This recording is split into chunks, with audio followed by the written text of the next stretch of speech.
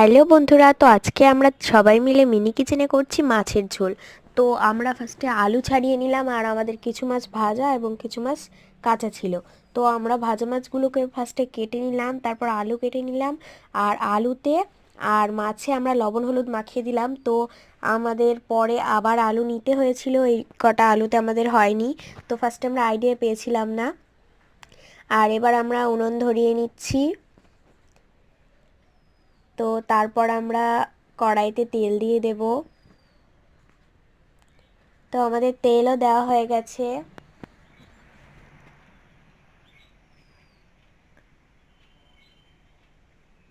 তো এই যে আবার আমরা আলু ভেজে নিচ্ছি। আর এইখানে আমাদের মশলা আছে।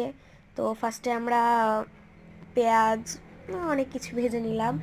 তো তারপর আমরা মাছের ঝোলটা এভাবে করছি। তো আমাদের মাছের ঝোল করা হয়ে গেছে, আর এটা খেতে অনেক টেস্টি ছিল। আজকের ভিডিওটা এতটাই, টাটা সবাইকে।